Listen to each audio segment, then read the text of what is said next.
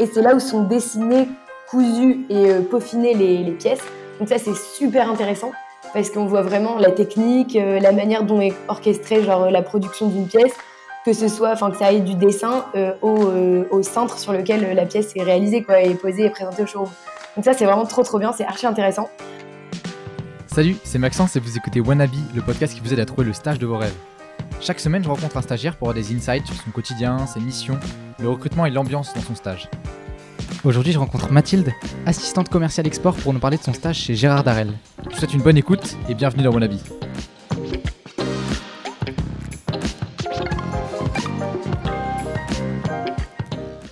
Ok, salut Mathilde, merci beaucoup de prendre le temps de répondre à mes questions.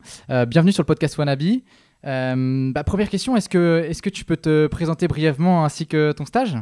Oui, alors bonjour à tous, bonjour Maxence, je m'appelle Mathilde, j'ai 22 ans, je suis étudiante à Schema Business School, campus de Lille, et actuellement je suis en stage chez Gérard Darel en tant qu'assistante commerciale export, donc en stage en vente à Paris. Ok, hyper clair.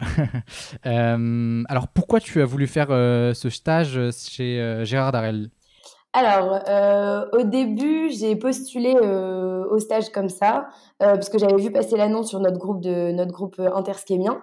Et après, j'avoue que j'étais légèrement en panique parce que je m'y suis prise assez tard, ce que je ne réitérerai pas pour mon deuxième stage. Et bêtement, en fait, j'ai vu l'intitulé du poste commercial export et je me suis dit, bon, bah allez, bingo, parce que j'avais toujours été intéressée depuis à peu près que j'ai 17-18 ans par le métier de commercial. Et donc, l'intitulé, c'était assistant commercial export. Je me suis dit, bon, bah, allez, on fonce. Après, sauf que l'idée que je me faisais du commercial, c'était un peu à côté de la plaque comparé à ce que je fais en réalité au sein de mon stage actuellement. Et puis aussi, pourquoi ce stage ? Parce que j'avais les qualités nécessaires au poste, selon la fiche de poste qui était proposée. Le profil recherché me correspondait plutôt bien. Donc, je me suis dit, bon, bah, allez, tentons. En plus, c'était une boîte qui me faisait envie. Et donc, je me suis dit, bon, bah, allez, on y va. Et je me suis inscrite. J'ai postulé. Et j'ai été appelée pour un entretien. Et puis, de fil en aiguille, j'ai décroché le stage. Ok, trop bien. Justement, tu parlais de ta vision finalement du poste de commercial. Toi, concrètement, au sein de cette équipe, quelles sont concrètement tes missions au quotidien ? Alors, du coup, mes missions, elles se découpent en deux parties, si je puis dire. Alors, il y a une partie qui est vachement en interaction avec les clients et une partie plutôt en back-office. Et après, c'est jamais forcément prédéfini par des horaires. Donc, c'est-à-dire qu'en fait, je peux passer toute une journée au showroom. Donc, c'est là où on est en interaction avec les clients parce que c'est là qu'on les reçoit et qu'on leur présente les collections, donc de prêt-à-porter et de maroquinerie. Et si besoin aussi, s'il y a un peu de retard en back-office, je peux passer, par exemple, toute une journée dans les bureaux, donc à l'étage du dessus, pour voilà, organiser un peu ces rendez-vous. Donc, ce qui est de la partie showroom avec les clients, je m'occupais de préparer forcément les différents documents commerciaux nécessaires au rendez-vous. Donc, il y a tout un travail en amont qui se fait, donc c'est-à-dire préparation des fiches de vente, des objectifs pour la saison prochaine, de la fiche client. Il faut bien se rendre compte et se mettre dans la tête que c'est impossible de vendre sans toutes ces informations-là, parce que ça nous permettait, nous, d'avoir un fil conducteur par rapport aux quantités à vendre et par rapport à quoi vendre. On ne va pas vendre, par exemple, à un client niçois une quinzaine de doudounes, ça ne sert à rien. Et vice-versa, on ne va pas vendre à Lille que des robes et des petits shorts. Donc, il faut bien... En fait, c'est pas le rendez-vous en lui-même, il est très très important, mais le travail en amont, il est d'autant plus important pour bien cibler ce qu'il faut vendre. Et c'est pour ça et grâce à ça que les clients vont revenir et qui vont être contents de la vente. Donc ça, c'était pour la partie showroom et interaction. Donc mes missions, c'était donc de préparer ça et aussi de vendre moi en autonomie.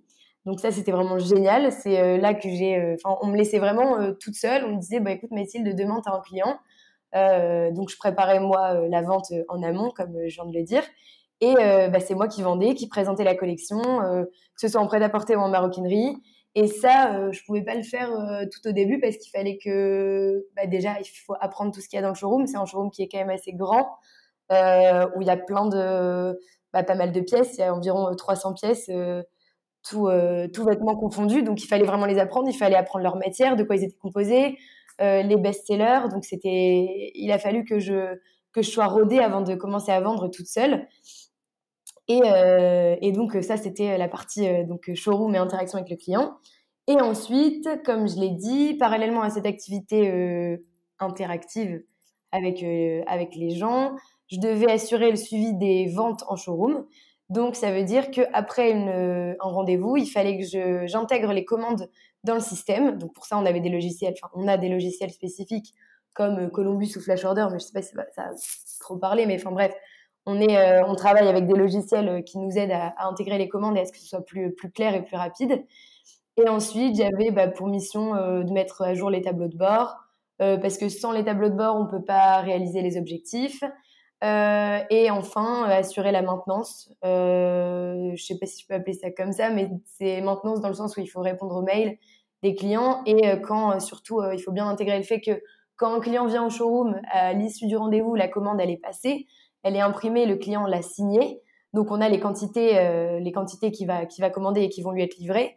Mais ensuite, 2 semaines après, par exemple, il peut nous rappeler et nous dire écoute, Mathilde, là, je me souviens qu'on avait parlé de ce manteau-là. Finalement, j'aimerais bien l'annuler et le remplacer par cette parka-là que tu m'avais montré. Finalement, je pense que j'ai réfléchi avec les autres commandes que j'ai passées dans les autres magasins.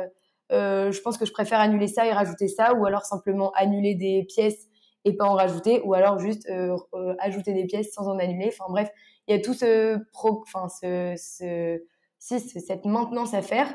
Et si c'est pas fait dans la minute, ou alors si c'est pas noté quelque part, on oublie et le client il se retrouve avec les pièces qu'il a pas commandées, ou alors les pièces qu'il a annulées, ou alors des pièces qu'il avait commandées et qu'il a pas, quoi. Donc ça c'est aussi une grosse partie du stage. Mais après c'est bien parce que il y a différents enfin je fais vraiment pas toujours la même chose.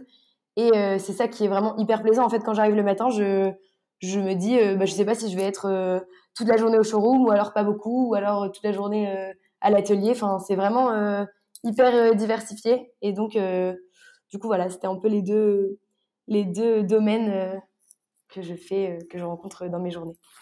Ok, bah dis donc, c'est hyper complet. Du coup, comme tu le disais, ouais, tu as une partie plutôt showroom où là tu rencontres les clients, et une partie plutôt back-office. Si on rentre vraiment dans les détails d'une semaine ou d'une journée type, tu disais que justement tu sais pas trop le matin quand tu arrives de quoi va être fait ta journée, mais est-ce que tu as quand même des routines, je sais pas, des choses qui reviennent toutes les semaines comme je sais pas, le lundi matin, vous faites une réunion avec toute l'équipe pour définir, je sais pas, les objectifs de vente de la semaine. Est-ce que tu as des routines comme ça? Ouais. Alors j'ai des routines comme ça. Je sais qu'il y a beaucoup de boîtes qui font réunion le lundi matin, tout ça, mais nous on fait pas ça. Donc il y a routine semaine et routine journée. Donc par exemple, si je prends routine semaine, tous les mardis matins, je dois m'entretenir avec la comptable de l'entreprise pour qu'elle me donne un peu une situation de compte détaillée de chacun des clients qui va venir au showroom à compter du lundi suivant. Donc jusqu'au vendredi. Donc on fonctionne par semaine normale. Donc moi, l'avoir le mardi, ça me permet de m'organiser pour que les dossiers soient prêts à partir du lundi suivant. Donc ça me laisse un peu de temps. Et c'est hyper important de faire ça parce que ça nous permet, nous, les commerciaux, enfin, je m'intègre dans l'équipe des commerciaux, mais bref, nous, les commerciaux et stagiaires commerciaux, de savoir précisément où en sont les paiements de la saison précédente. Et si c'est nécessaire, de faire une petite piqûre de rappel au client en disant tiens, toi, faut pas que tu aies les yeux plus gros que le ventre parce que t'as pas encore payé l'été 2020, par exemple. C'est aussi pour l'histoire de, voilà, quand on a le client en direct, c'est plus facile que lui envoyer un mail et lui dire écoute, il faudrait que tu nous payes ça parce qu'on a le client en face, il peut pas se défiler, quoi. Donc ça, c'est important aussi. Ensuite, après, il y a pas tous les clients qui sont débiteurs, hein. T'en as certains qui sont créditeurs aussi, donc enfin, mais ça dépend vraiment des clients. Donc ça, c'était pour le mardi. Et le vendredi, je dois aller m'entretenir avec le service qui s'occupe du réassort. Donc là, c'est vraiment quand il n'y en a plus, il y en a encore. Les clients, ils ont commandé leur saison 6 mois à l'avance. Mais si un tel produit a très bien marché, quand ils reviennent, ils recommandent pour réapprovisionner les stocks. Et donc là, c'est important que j'aille voir les équipes du réassort aussi pour faire un point avec elles et pour qu'elles me disent aussi, bon, si lui, il commande tant de pièces, viens me voir ou préviens-moi parce que en fait, les équipes du réassort réorientent aussi le client pour qu'ils commandent pile ce qu'il faut, quoi. Ensuite, pour la semaine, c'est tout. Et maintenant, pour la journée, alors j'arrive le matin à 10h. Donc je sais, j'ai de la chance parce que je commence assez tard. Je passe forcément obligatoirement par le showroom, toujours avant de me rendre au bureau qui est un étage plus haut, parce que je dois récupérer les commandes de la veille, donc qui sont mises dans un dossier, parce que je dois pouvoir les intégrer dans nos logiciels, donc comme je parlais tout à l'heure de Columbus ou de Flash Order, et ainsi assurer le suivi et trier les commandes de manière à ce que je puisse les retrouver et m'y retrouver moi-même en cas de modification de commande ou d'annulation. Et généralement, ça me prend environ 3 heures quand même. Après, ça dépend de s'il y a eu beaucoup de rendez-vous la veille. Mais généralement, ça me prend jusqu'à la pause déjeuner, parfois plus, parfois moins. Mais après, comme je l'ai dit, tout dépend du nombre de clients qu'on a reçus au showroom et tout dépend aussi de la complexité de la commande, si je puis dire, à intégrer dans le logiciel. Après la pause déjeuner, c'est le moment où je vais rendre visite dans les ateliers. Donc ça, c'est les ateliers qui sont situés au tout dernier étage. Et c'est là où sont dessinées, cousues et peaufinées les pièces. Donc ça, c'est super intéressant parce qu'on voit vraiment, on voit vraiment la technique, la manière dont est orchestrée genre, la production d'une pièce, que ce soit, enfin que ça aille du dessin au cintre sur lequel la pièce est réalisée, quoi, et posée et présentée au showroom. Donc ça, c'est vraiment trop, trop bien. C'est archi intéressant. Bon, après, j'avoue que parfois, je monte pour voir alors que j'ai rien... Enfin, en soi, j'ai rien à y faire, mais je monte parce que ça m'intéresse et tout. Et dans tous les cas, j'apprends, j'aide et tout. Mais c'est vraiment trop bien. En plus, les équipes sont hyper sympas. Donc ils m'expliquent un peu comment on coud une manche, tous les trucs comme ça. Après, ça, c'est beaucoup plus, du coup, dans la pratique. Mais c'est intéressant de savoir ça aussi pour bien vendre. Parce que pour bien vendre, il faut forcément connaître le produit de A à Z, comment il a été fait, réaliser les tissus, enfin les tests, tout ça. Donc ça, c'est vachement intéressant. Et ensuite, généralement, quand je monte, c'est pour aller récupérer des pièces pour pouvoir les présenter aux clients. Parce qu'en fait, les pièces font la navette entre le showroom et les ateliers parce que c'est pas fini, parce qu'il faut rajouter certains boutons, parce qu'il faut en enlever. Là, il faut rajouter quelques centimètres à la hanche. Enfin bref, des trucs comme ça. Donc, c'est pour ça que les produits font la navette entre le showroom et les ateliers. Et ensuite, l'après-midi, elle se déroule différemment. C'est là que je disais, soit je suis toute l'après-midi au showroom, soit je suis toute l'après-midi au bureau, soit je me partage un peu entre les deux endroits.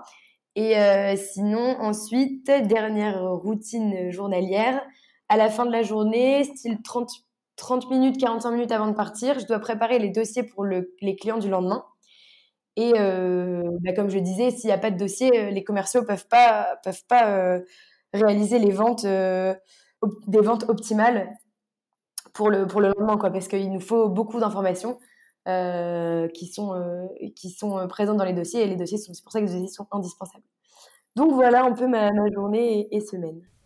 Ok, c'est hyper clair. Justement, tu parlais des équipes qui étaient hyper sympas et que tu allais leur rendre visite tous les jours. Du coup, comment se passe déjà la relation avec les stagiaires et aussi justement avec peut-être tes supérieurs et tes autres collègues, la comptable par exemple. Enfin, voilà, comment se passent les relations au sein de Gérard Darel? Alors, j'estime avoir pas mal de chance quand même parce que je suis dans un milieu hyper agréable, un milieu sain et honnête. Et c'est ce dont j'avais peur en devenant stagiaire dans le milieu de la mode. Je me suis dit, mode égale langue de vipère, égale hypocrisie et tout. Et en vrai, pas du tout. Donc, pour le coup, j'ai été agréablement surprise. Au niveau des stagiaires, on doit être 3 stagiaires, je pense, dans l'entreprise, donc vraiment pas beaucoup. Et on travaille pas au même service. Donc, en fait, je travaille pas avec les stagiaires. Et sinon, il y a entre 10-12 alternants. Donc, ils sont plus nombreux. Et là, dans mon service, je travaille avec une alternante qui a 24 ans. Donc, c'est hyper agréable parce que du coup, ça me fait ma petite copine de travail, quoi. Les relations se passent super bien. Et puis, c'est elle qui m'apprend aussi pas mal de choses parce qu'elle est arrivée quelques mois avant moi. Donc, elle a pu me former.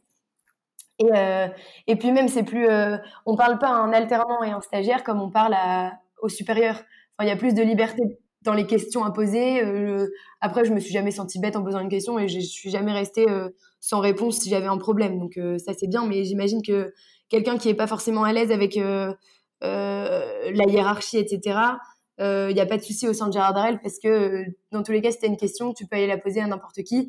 Et si tu as un petit peu plus peur de parler aux responsables, tu vas aux alternants et ils ont vraiment pas réponse à tout, mais vu qu'ils ont plus de background en termes de vie d'entreprise, ils peuvent te répondre. Donc ça, c'est hyper cool.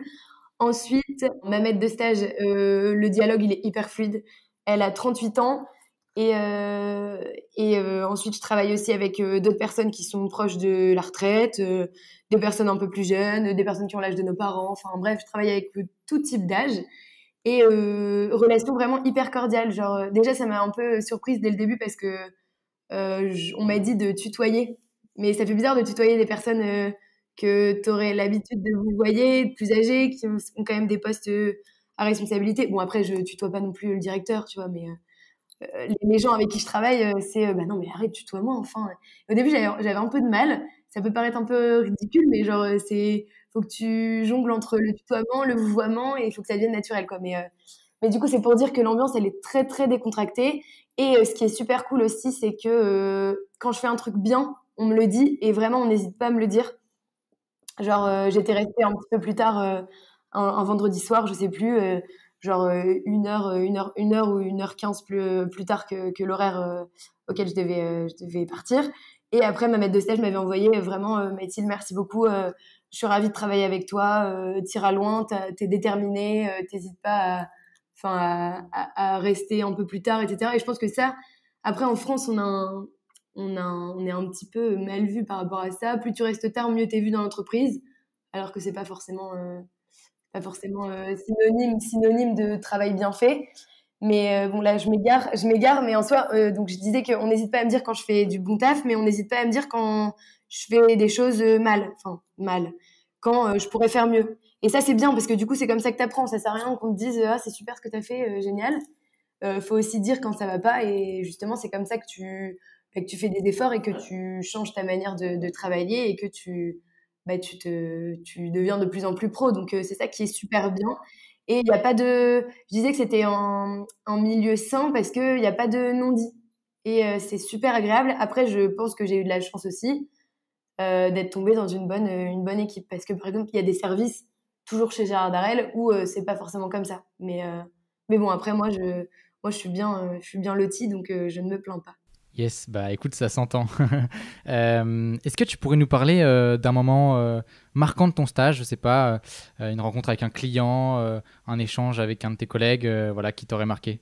Ouais, alors c'était ma première vente, c'est un moment marquant, mais c'est pas un moment cool pour moi parce que c'était ma toute première vente avec un client suisse et je me suis fait avoir comme une débutante. C'est-à-dire que j'ai vendu bien, bien, bien en dessous de l'objectif parce que bah, j'ai pas fait attention à ma fiche de vente et à tous les documents que je ne cesse de rappeler depuis le début du podcast, des documents qui sont hyper importants, et ben je les ai totalement oubliés.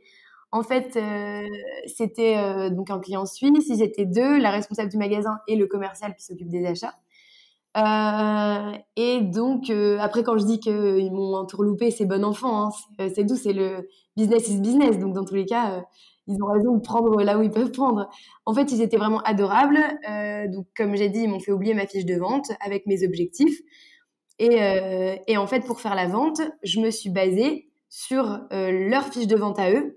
Sauf que leur fiche de vente est significativement différente de la nôtre parce que la nôtre, c'est la fiche de vente du début, donc la fiche de vente qui est imprimée à l'issue du rendez-vous au showroom. Et leur fiche de vente à eux, c'est la commande qu'ils ont en réalité reçue dans leur magasin. Donc, il faut savoir que quand un client commande 100 pièces, généralement, il diminue d'une quinzaine de pièces. Donc, en fait, déjà, on se basait sur un objectif qui était de 15 pièces inférieures. Et bah, c'est tout. Donc, on parlait. Le rendez-vous, il a duré genre 4h30. On parlait de tout et de rien. Donc, après, forcément, tu as un rendez-vous avec un client, tu dois un petit peu dévier, parler de eux, leur situation du magasin, machin. Et je me suis laissée totalement prendre dans leur truc. Et donc, j'ai oublié totalement mes objectifs. Donc, à la fin, j'étais contente. Je me suis dit, bah tiens, j'ai réussi les objectifs parce que de leur fiche de vente à eux. Et en fait, je me suis rendu compte en parlant avec ma maître de stage, donc qui m'a dit après, alors c'est bien passé, tu vois, c'était gentil. Voilà, je me suis dit, bah oui, elle a dit, t'as réussi les objectifs. J'ai dit, bah oui, j'ai réussi les objectifs. Et en fait, pas du tout. Donc, elle était pas très contente. Mais bon, elle m'a dit, écoute, voilà, c'est tout, c'était une erreur. tout ce qui ne nous tue pas nous rend plus forts. Donc, c'est-à-dire que du coup, après, c'était fiche de vente, fiche de vente, fiche de vente, et j'ai jamais vendu en dessous des objectifs. Donc, je me suis dit, bon, c'était un mal pour un bien. Et finalement, bon, on a rattrapé la quinzaine, vingtaine de pièces sur un autre client, quoi. Mais voilà, en vrai, c'était un moment très marquant parce que je me suis sentie très bête, très, très bête. Ouais, t'es passé de l'euphorie de la vente à effectivement la réalité après avec, avec ta maître de stage. Exactement. Mais c'était hyper formateur. Ok, trop bien. Bah, du coup, un peu dans la même veine, qu'est-ce que tu penses justement apprendre pendant ce stage en termes de hard skills et aussi soft skills avec les clients par exemple? Alors, en soft skills, je dirais, parce que c'est ce que j'ai appris en premier, entre guillemets, ce serait plutôt l'organisation. Après, j'étais déjà organisée avant, mais là, c'est vraiment, il faut faire preuve de rigueur parce que il faut savoir exactement où se trouve telle pièce. Là, je parle de vêtements ou tel dossier au moment où on te le demande. Sinon, t'as l'air un peu d'une novice. Genre, c'est un rush et il faut prendre le rythme. C'est-à-dire que si on me demande, Mathilde, j'arrive à 10h, Mathilde, il est où ce dossier-là? Oula, bonjour déjà. Et il faut que je sache exactement où est le dossier parce que sinon, tu passes pour, t'as le client qui est devant toi, il n'y a pas le dossier. Donc, il faut vraiment que tu sois très organisé, très rigoureux. Et ça prend un peu de temps à mettre en place. Déjà, mine de rien, juste visuellement, il faut que tu saches. Je sais qu'à gauche de mon bureau, il y a les ventes export, à droite, il y a les ventes France. Enfin, tu vois, plein de trucs comme ça. Il faut prendre le pli, en fait, de ça. Donc, premièrement, l'organisation, la rigueur. Ensuite, le fait je le disais tout à l'heure, le fait de pouvoir communiquer avec des personnes qui ont différents postes, différentes hiérarchies. Voilà, donc passer du tutoiement au vouvoiement, tout ça. Après, ça a l'air évident, comme je l'avais dit, mais c'est pas si facile que ça. Maintenant, j'ai bien réussi, mais il y a encore des vouvoiements qui se perdent ou alors des tutoiements qui se perdent alors que je dois vouvoyer, et ça, c'est un petit peu plus gênant. Mais bon, c'est pas très grave non plus. Après, il y a des codes à respecter quand on vend. Il faut toujours faire bonne figure, même si ce jour-là, on n'est pas dans son assiette, on est fatigué, on a l'impression d'être le larbin parce que, oui, ça peut arriver un peu, hein. Qui dira qu'il n'a pas été un peu qui a pas eu l'impression d'être un peu larbin pendant le stage, c'est tout, c'est comme ça, hein. On doit passer par là. Il faut toujours être souriant, faire bonne figure, parce qu'on est devant un client, on doit vendre et on doit donner envie de vendre. Donc voilà, là j'ai encore un exemple. C'était pas moi qui avais fait la vente, mais ma maître de stage, et la cliente avait été odieuse, mais du début à la fin. C'est-à-dire qu'on était vraiment leur sous-fifre. Et c'était assez pénible, mais c'est tout, c'est le métier aussi. Et ma maître de stage est restée très calme, très polie, très posée. Et finalement, cette cliente-là qui avait commandé 150 pièces, elle a annulé sa commande 2 jours après, quoi. Donc, c'est-à-dire qu'on a passé 3 heures à se faire traiter de serpillière pour rien. Donc, bref, mais ça fait partie aussi du job. Et ensuite, en hard skills, évidemment, la négociation. Euh, Quand un client il veut s'arrêter à 50 pièces alors que nous, on a besoin de 100 pièces minimum pour valider la commande, il va falloir ramer, il va falloir lui dire je reprends la commande de l'année dernière, vous avez bien vendu ça, vous voulez pas on a un produit un peu similaire cette année, moi je pense que ce serait intéressant pour vous de faire une commande de tant de pièces de cette robe-là, par exemple. Donc il faut aussi brosser dans le sens du poil, s'adapter, et puis hard skills pur et dur, la prise en main des logiciels, ça a pris un peu de temps aussi. Excel, bien entendu, ça c'est sûr, c'est inévitable. Et l'anglais que je pratique quasiment tous les jours parce que les clients coréens, les clients du Koweït, de la Russie, etc., il faut leur parler en anglais. Donc ça c'est aussi, ça c'est aussi un bon point parce que en plus tu apprends un vocabulaire tout autre que celui que tu as appris en cours, quoi. Parce qu'il faut apprendre les tissus et des trucs très techniques, donc ça c'est vraiment très formateur. Ok, trop bien. Trop bien. Tout à l'heure, tu as dit que tu avais trouvé l'offre de stage sur le mur de Schema. Comment s'est déroulé ensuite le recrutement? Tu as eu un premier call et ensuite tu les as rencontrés. Comment ça s'est passé? Alors, du coup, ça s'est déroulé en 3 temps. Donc, j'ai postulé à l'annonce sur le mur de Schema. Et ensuite, j'ai été appelée pendant une vingtaine de minutes par la stagiaire que je remplace.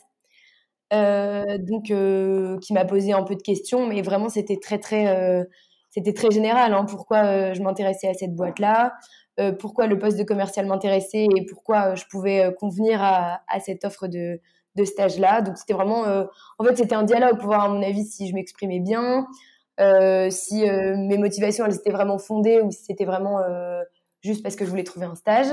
Donc ça s'était très bien passé. Ensuite, j'avais été rappelée je ne sais plus, peut-être une petite semaine après pour m'entretenir dans leurs locaux à Paris. Donc là, j'étais allée passer un entretien physique. Donc là, pareil, l'entretien, il avait duré quand même pas mal de temps, 45 minutes, 1 heure, je dirais. Donc là, tu viens avec ton CV, une lettre de motivation. C'était pas nécessaire, mais je préfère en faire une. On sait jamais si ça peut faire la diff par rapport aux autres. Donc CV, après mon CV a été décortiqué, j'ai expliqué toutes mes expériences.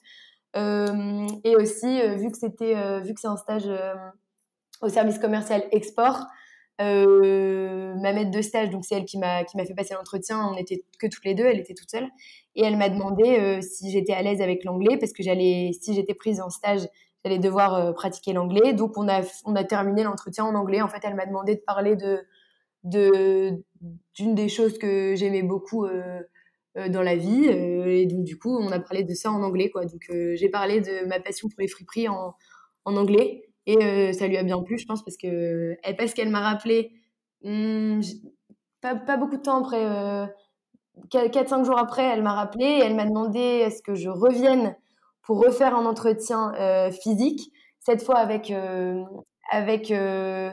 la responsable back-office plus qui travaille en supply du bureau, donc celle qui travaille dans mon service, et la stagiaire que je remplace. Sauf que c'était au moment des partiels, c'était au moment des grèves SNCF, donc j'avais dit que c'était quasiment impossible de me déplacer et d'aller à Paris, ou alors j'aurais dû y rester toute la journée parce qu'il y avait que 2 trains dans la journée. Donc je me suis dit bon allez, je tente le tout pour le coup et je demande si on peut faire cet entretien-là en visio.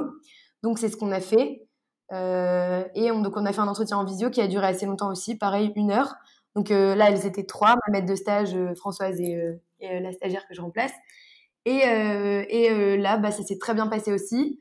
Et même si j'avais peur de pas forcément être prise parce que j'avais demandé à le faire en visio et pas à venir en physique, elles ont été hyper compréhensives, vraiment. M'ont souhaité bonne chance pour les partiels, et elles m'ont rappelé 2 jours après en me disant que c'était bon et que j'intégrais l'équipe en janvier. Trop bien, trop bien.